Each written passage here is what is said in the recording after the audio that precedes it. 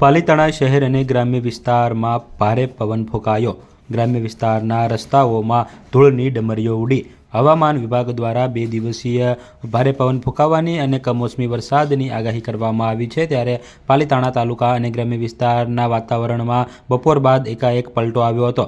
વાતાવરણમાં પલટો આવ્યો હતો અને એકાએક ભારે પવન ફૂંકાયો હતો। ભારે પવન ફૂંકાતા ગ્રામ્ય વિસ્તાર અને શહેરના રસ્તાઓ સુમસામ જોવા મળ્યા હતા અને ગ્રામ્ય વિસ્તાર તેમજ શહેરમાં ધૂળની ડમરીઓ ઉડી હતી। ત્યારે લોકો પોતપોતાના ઘરમાં પુરાઈ ગયા હતા। ત્યારે પીજીવીસીએલ સહિત દ્વારા વીજ પુરવઠો પણ બંધ કરવામાં આવ્યા હોવાના સમાચાર મળી રહ્યા છે। ત્યારે લોકોને બિનજરૂરી બહાર ન નીકળવા પણ અપીલ કરવામાં આવી રહી છે। ત્યારે ગ્રામ્ય વિસ્તાર અને શહેરમાં ભારે પવન ફૂંકાઈ રહ્યો છે અને ખેડૂતોને પણ એલર્ટ કરવામાં આવ્યા છે। ત્યારે પાલીતાણા શહેર અને ગ્રામ્ય વિસ્તારમાં ભારે પવન ફૂંકાઈ રહ્યો છે। ત્યારે વીજ તાર, વીજ પોલ કે મોટા વૃક્ષ પાસે ઊભા ન રહેવા માટે પણ લોકોને અપીલ કરવામાં આવી રહી છે।